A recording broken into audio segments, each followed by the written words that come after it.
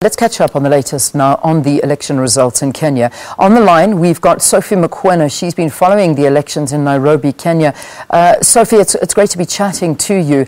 There is seeming to be a lot of confusion with these election results. When can we expect the final ones to come out? Thank you, Leanne. Indeed, it has been difficult days for the Electoral Commission here in Nairobi. But yesterday, during the last media briefing at night around 10 South African time, they indicated that possibly today in the afternoon, they would have received all the Form 34Bs. These forms are very important because these are the forms that were signed at the centers or at places where counting was conducted in the presence of all political parties, and political parties have signed. Therefore, no party can dispute that result because they have signed.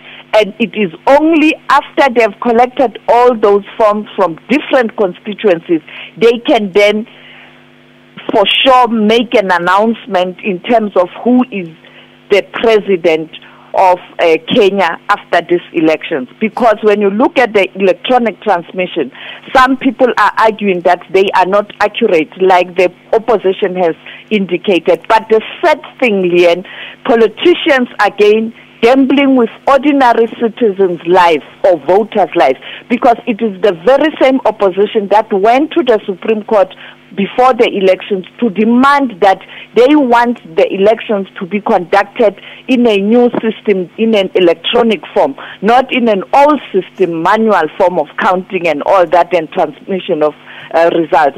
Now they are coming back to complain about the electronic system, making allegations that the server at the central point was hacked. But the former president of South Africa, who even took a swipe at the opposition, saying that him himself being very skilled on issues of technology, when he looked at what they presented as evidence, it doesn't make sense. Now they've come back yesterday with a new argument that no, they were told by one official at the IECB. When we asked them to divulge or disclose the source, they blatantly refused.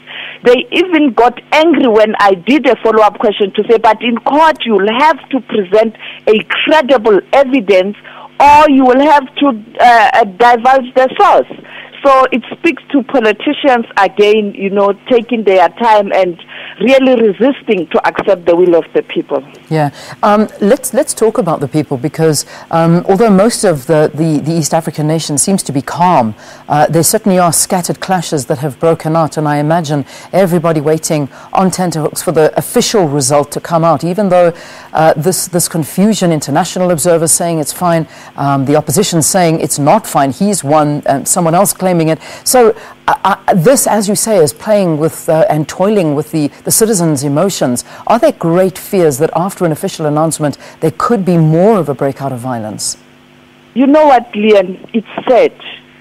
I've followed elections in South Africa and on the continent. I've never seen a situation where after elections, for 3 to 4 days almost, there's lull in the capital city. Pretoria and Johannesburg deserted. It can't be. It's not right. It speaks to the fear. As I speak to you, I'm looking. There's no one in the street, very few people. There is no economic activity for the past 3 days. It affects the economy. Business is not functioning. Very few people are back at work. Civil servants themselves, some of them are not at work. There was a call made yesterday by the Minister of Security saying civil servants must go back to work. If they don't, obvious there are consequences. But it speaks to how difficult it is. And now that today we expect the Electoral Commission to start moving towards announcing the results, which will happen tomorrow. And it has to happen during the day, because if you do it at night, you risk a situation where there will be sporadic violence, like it happened when the opposition held a media briefing at 5 o'clock on Wednesday morning, when people started rioting in strongholds of the opposition. Therefore, it's a very, very delicate situation, and we have already gotten reports that 4 people have already died in this few days because of those little sporadic violence.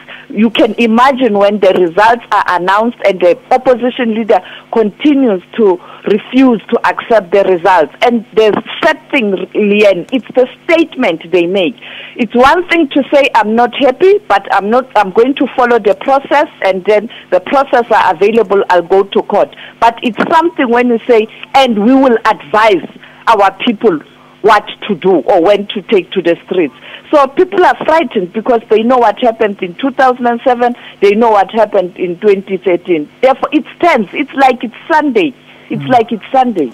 All right, let's leave it there. Thank you so very, very much for talking to us. That's Sophie Mokoena talking to us about the situation in Kenya, and it sounds exceptionally volatile. So those results promised to be announced today, the official results, and then, of course, what happens thereafter, we'll monitor exceptionally closely.